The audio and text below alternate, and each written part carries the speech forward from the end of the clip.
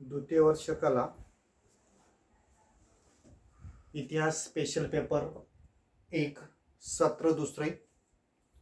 पेपरचं नाव आहे अमेरिकन संघराज्याचा इतिहास 1776 ते 1945. यामध्ये आता आपण प्रकरण 2 अमेरिकन यादवी युद्ध, यादवी युद्धाची पार्श्वभूमी, युद्ध, युद्धाची कारणे आणि परिणाम या संदर्भातली आपण माहिती पाहणार आहोत. विशेषतः करून अमेरिकन संघराज्याच्या इतिहासामध्ये 1776 ते 1782 हा अमेरिकन संघराज्याच्या स्वातंत्र्य युद्धाचा कालखंड, की या काळामध्ये ज्या इंग्लंडने अमेरिकेत 13 वसाहतींवर आपली सत्ता स्थापन केली होती, या वसाहतींच्या स्वातंत्र्यासाठीचा हा काळ. त्यानंतर उत्तर आणि दक्षिण संघराज्यात 1861 ते 1865 या काळामध्ये अमेरिकेतील हे गृहकलह म्हणून ओळखण्यात येते. या गृहकलहालाच विभागीय संघर्ष किंवा यादवी युद्ध म्हटले जाते. हे यादवी युद्ध उत्तर अमेरिकेतील राज्य आणि दक्षिण अमेरिकेतील राज्य यांच्यात लढले गेलेले हे युद्ध होय. या युद्धाचं जर वर्णन करायचं म्हटलं तर एक प्रकारे भावाभावातील हे युद्ध होय असे या नावाने ओळखले जाते. जागतिक इतिहासाच्या दृष्टिकोनातून अमेरिकेत घडलेलं यादवी युद्ध याला एक वेगळेच महत्त्व प्राप्त होते, कारण या युद्धाच्या मुळाशी अमेरिकेतील निग्रो गुलामगिरीच्या नैतिक समस्या त्यात गुंतलेल्या होत्या. विशेषतः करून अमेरिकन स्वातंत्र्य युद्ध, अमेरिकन यादवी युद्ध व आर्थिक महामंदी या अमेरिकेतील ऐतिहासिक घटना मानल्या जातात. एकाने राष्ट्राला जन्म दिला तर दुसऱ्या दोघांनी वैभव संपन्न राष्ट्र उद्ध्वस्त करण्याचा प्रयत्न केलेला आहे. विशेषतः करून अमेरिकन राष्ट्राध्यक्ष अब्राहम लिंकन आणि रूझवेल्ट यासारख्या युगपुरुषांनी तर संकटातून अमेरिकेला सुखरूप बाहेर काढण्याचा प्रयत्न केलेला आहे. अमेरिकन राष्ट्राध्यक्ष अब्राहम लिंकन यांच्या काळात तर यादवी युद्ध हे मोठ्या प्रमाणात पेटलेलं होतं. विशेषतः करून अमेरिकेने पश्चिमेकडे वसाहती करून नवीन भूमीची खरेदी करणे आणि अमेरिकन संघ व शासनाने प्रादेशिक विस्तार केलेला आहे. त्यामुळे यादवी युद्धाच्या वेळी घटक राज्यांची जी संख्या प्रारंभी 13 होती ती आता 13 वरून 34 पर्यंत पोहोचलेली आहे. प्रादेशिक विस्ताराबरोबरच नवीन अर्थव्यवस्था, समाज जीवन, नवीन विचारमूल्य ही अस्तित्वात आलेली आहे. बदलत्या परिस्थितीनुसार अमेरिकेत जुन्या व नव्याचा मेळ घालण्याचा कठीण काम या राष्ट्राध्यक्षांनी केलेलं आहे. विशेषतः करून अमेरिकन राष्ट्राबरोबरच अनेक सामाजिक, आर्थिक, राजकीय व प्रादेशिक प्रश्न निर्माण झालेले होते. निग्रो दासांची समस्या त्यातलं एक स्वरूप होतं. अशा या यादवी युद्धातून एक प्रकारे या संकटाला तोडून नेणारा अब्राहम लिंकन सारखा एक संयमी, मुत्सद्दी आणि मानवतावादी राष्ट्राध्यक्ष अमेरिकेला लाभलेला आहे. पुढील 4 वर्षाच्या काळात यादवी युद्धाचं जे काही वादळ निर्माण झालेलं होतं, हे यादवी युद्ध त्यांनी वादळ संपुष्टात आणलेलं आहे. निग्रोंच्या प्रश्नावरून यादवियुद्धाचं संकट निर्माण झालेलं होतं आणि त्यातून एक प्रकारे निग्रोंना दास प्रथेतून त्यांचा निर्माण झालेला गुंता सोडवण्यासाठी प्रयत्न केलेला दिसून येतो. यामध्ये आता या अमेरिकन यादवी युद्धाची आपण कारणे पाहत असताना एक प्रकारे यादवी युद्धाचं प्रारंभी पार्श्वभूमी पाहणे अत्यंत आवश्यक आहे. राष्ट्रभक्तीने प्रेरित होऊन अमेरिकेने मोठ्या कष्टाने देशाला स्वातंत्र्य मिळवलेले होते. यातूनच प्रादेशिक विस्तार करून विशाल राष्ट्राची निर्मिती अमेरिकेमध्ये झालेली आहे. परिणामी त्यांचे वाढणारे वैभव, सुखी समाज जीवन, चांगुलपणा यासारख्या गोष्टी नियतीला मान्य नव्हत्या. निग्रोंच्या सामान्य प्रश्नावरून अमेरिकेमध्ये एक प्रकारे वादळ उठलेलं आहे आणि संपूर्ण अमेरिकन राष्ट्र या यादवी युद्धाच्या होमकुंडामध्ये होरपळून निघालेलं आहे. पश्चिमेकडील नवीन प्रदेशात जी काही घटक राज्य म्हणून उदयास आलेली होती, या घटक राज्यांना संघ राज्यात प्रवेश देताना अनेक प्रकारच्या अडचणी निर्माण झालेल्या होत्या. उत्तरेत शेतीयोग्य जमीन नव्हती. उत्तरेत शेतीयोग्य जमीन नसल्यामुळे एक प्रकारे या भागामध्ये उद्योगधंद्याचा विकास झालेला आहे. पश्चिमेकडील राज्यात लहान लहान शेतकऱ्यांचा वर्ग उदयास आला. तेथे त्यांनी मात्र निग्रोंची दास प्रथा वाढवली नाही, तर दक्षिणेत मात्र मोठ्या प्रमाणात जमीन म्हणजेच पर्यायाने जमिनीची उपलब्धता, त्या जमिनीत सुपीकता आणि विशेषतः करून मोठमोठे मळेवाले मालक दक्षिणेत होते. अशा या मळ्याची शेती फुलवण्यासाठी गुलामांची आवश्यकता होती आणि त्यातूनच एक प्रकारे गुलामगिरीचा विकास त्या भागामध्ये झालेला दिसून येतो. कारण दक्षिणेमध्ये शेती मोठ्या प्रमाणात असल्यामुळे कापूस या उत्पादनावर खूप मोठ्या प्रमाणात भर देण्यात आलेला आहे.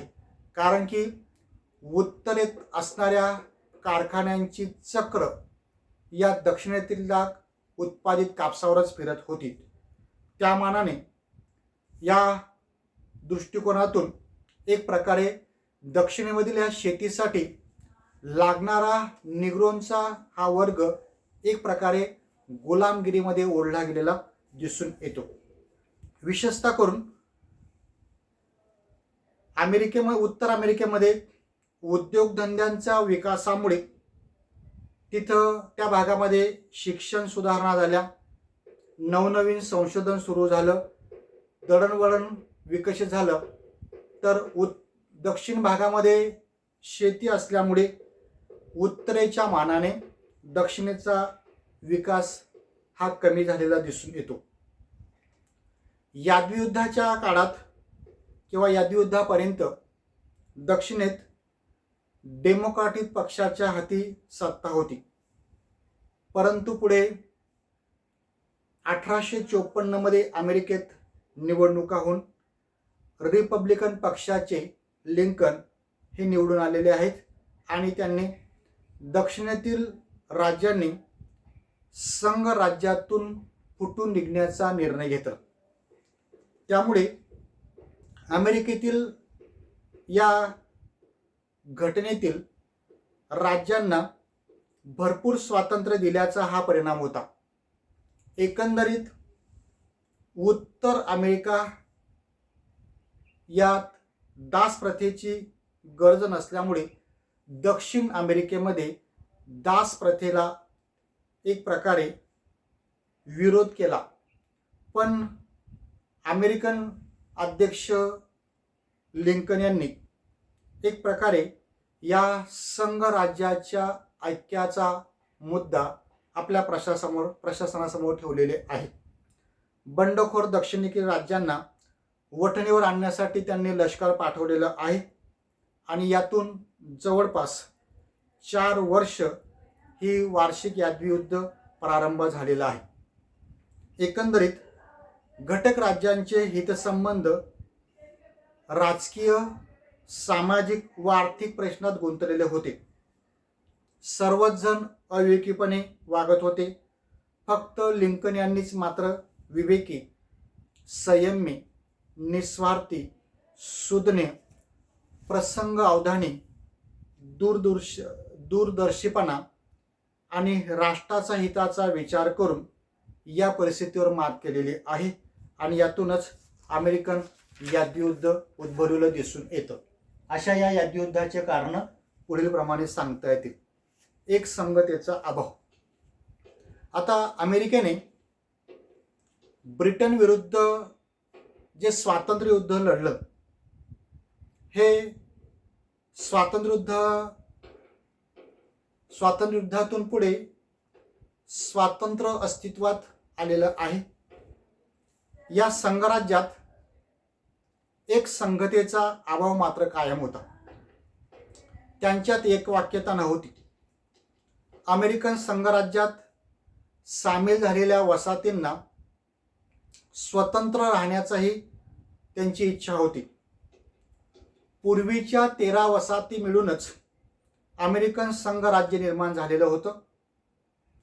येथील शेती व्यवस्था, उद्योगधंदे, समाज जीवन वांशिकदृष्ट्या त्यांच्यात एक वाक्यता नव्हती।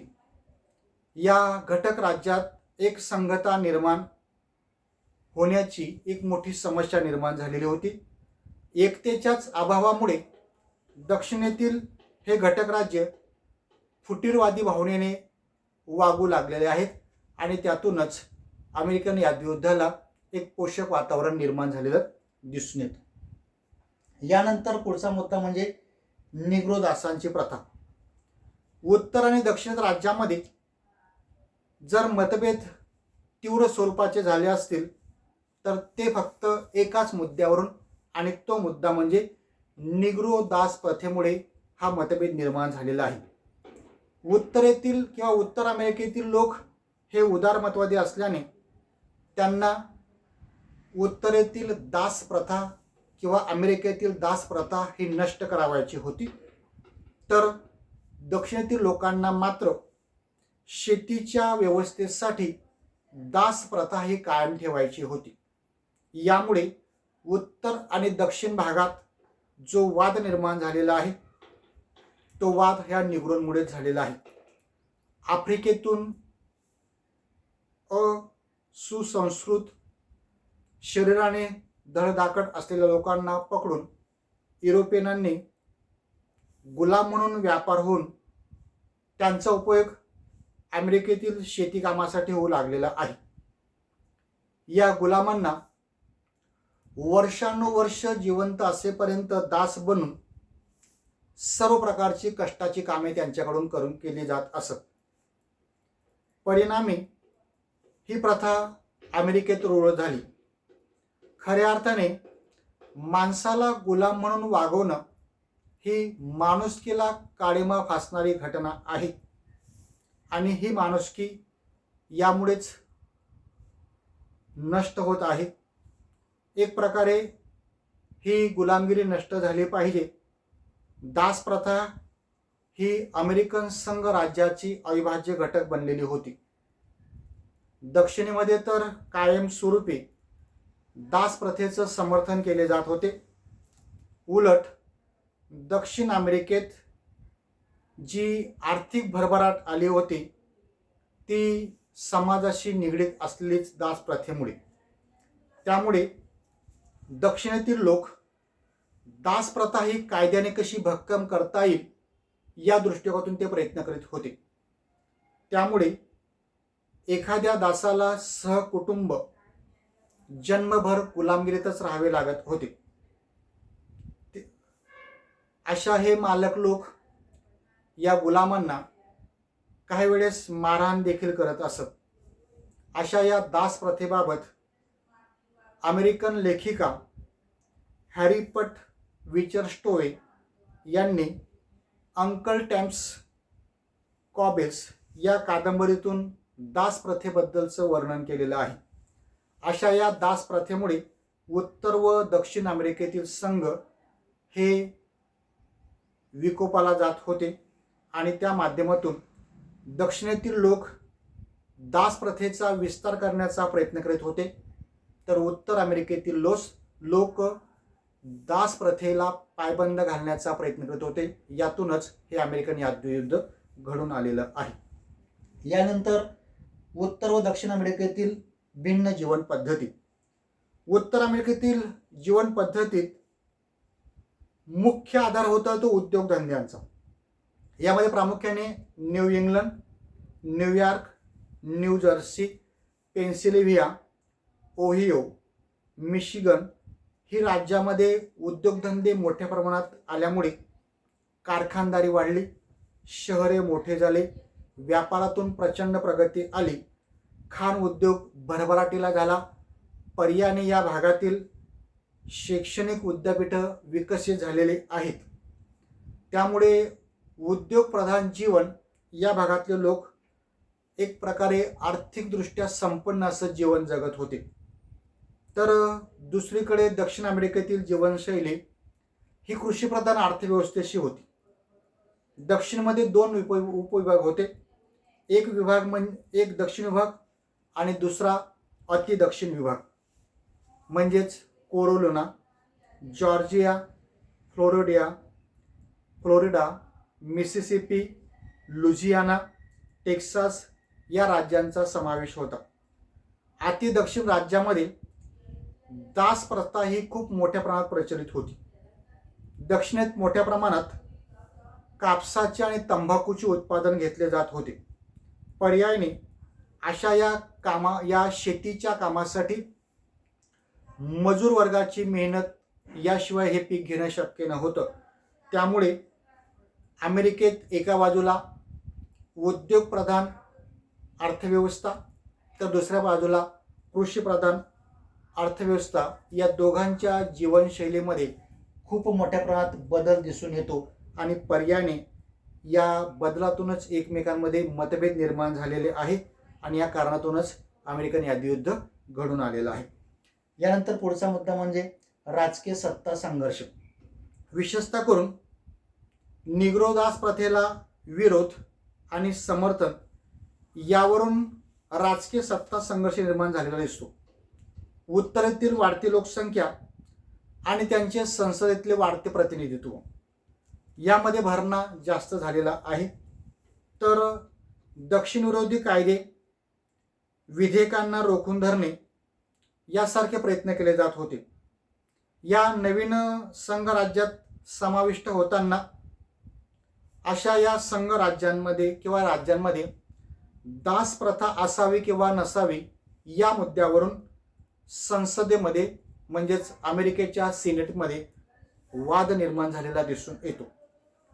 या वादातूनच एक प्रकारे या ठिकाणी युद्धाला एक पोषक वार्ता परिस्थिती निर्माण झालेली दिसून येते. यानंतर आर्थिक हितसंबंधातील फरक. विशेषतः करून दक्षिणेत व उत्तरेत आर्थिक परिस्थिती भिन्न स्वरूपाची होती. दक्षिणेत कृषीवर आधारित तर उत्तरेत उद्योगप्रधान व्यवस्थेवर आधारित अर्थव्यवस्था होती. त्यामुळे औद्योगिक स्थिती ही दक्षिणेत राहिली असली तरी कदाचित दक्षिणेतील राज्यांमध्ये दास प्रथेला विरोध दर्शवेल अशी परिस्थिती नव्हती. उत्तर व दक्षिणेतील परस्पर विरोधी आर्थिक फरक असल्याने दोघांच्या मध्येही मतभिन्नता निर्माण झालेली आहे. त्यामुळे दास प्रथा ही दक्षिणेतील अर्थव्यवस्थेचा एक अविभाज्य भाग बनला होता. त्यांनीच संघर्षाचा मार्ग स्वीकारला. उत्तरेतील लोकांना दास प्रथा नष्ट करावायची होती. म्हणजेच ही दास प्रथा नष्ट करणे हे आपलं धर्म कर्तव्यच आहे. या भावनेतून ते एकमेकांच्या विरोधात गेलेले आहेत आणि पर्यायाने दोघांची अर्थव्यवस्था ही भिन्न स्वरूपाची असल्यामुळे ते दोघंही एकमेकांच्या विरोधात गेलेले आहेत. संरक्षक जकात धोरण उत्तरेतून राबून आपला माल देशांतर्गत विक्रीसाठी त्यांनी ठेवलेला आहे. त्यामुळे ह्या बाजारपेठेत माल आणल्यामुळे आयात मालावर जास्त जकात आकारण्यात आलेली आहे. परिणामी वस्तूचे भाव वाढलेले आहेत. यातूनच उत्तरेतील उद्योगपती आपलं आर्थिक शोषण करत आहे अशी जाणीव दक्षिणेतील लोकांना व्हायला सुरुवात झालेली आहे.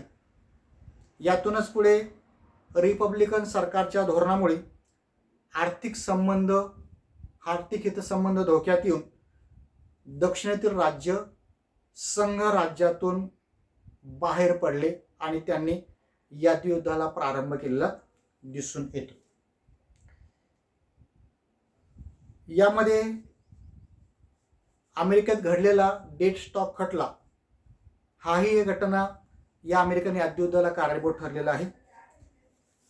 ही घटना घडलेली आहे 1857 मध्ये. डेड स्टॉक हा दक्षिणेतील एक निग्रो दास होता. त्याने आपली दास प्रथेतून सुटका व्हावी म्हणून आपल्या मालकाविरुद्ध खटला दाखल केला होता. इलिनॉइस या प्रांतात डेड स्टॉक त्याच्या मालकासोबत राहत होता. हा भाग दासमुक्त म्हणून घोषित करण्यात आला होता. मला दासमुक्त जीवन जगू द्या, तर दक्षिणेतील न्यायमूर्ती टॉनी यांनी या संदर्भात त्याच्या विरोधात निकाल दिला. कारण अमेरिकन नागरिक म्हणून निग्रोंना कुठलाही अधिकार नाही. दास कुठेही गेले तर तो दासच असेल. या कारणातून दास हा गोरे लोकांचा एक खाजगी संपत्ती आहे अशा प्रकारचा हा निकाल दिल्यामुळे दक्षिणेतील राज्यांमध्ये या निकालाबाबतची आनंद उत्सव साजरा होऊन आनंदाची लाट पसरलेली आहे. तर उत्तरेत या निकालाबाबत टीका व्हायला सुरुवात झालेली आहे. डेड स्टॉक खटल्याच्या निकालामुळे उत्तर दक्षिणेतील संघर्ष वाढलेला आहे आणि त्यातूनच यादयुद्ध सुरू झालेलं दिसून येतं. यानंतर शेवटचा मुद्दा म्हणजे जॉन ब्राउन 1859. विशेषतः करून जॉन ब्राउन हा गुलामगिरीच्या विरोधक निग्रो दासांना मुक्त करण्यासाठी त्याची प्रमुख भूमिका घेतलेली होती. व्हर्जिनियाला हर्ट्स फेरी हे दक्षिणेचा मार्ग मोकळं करणारा एक द्वार होते.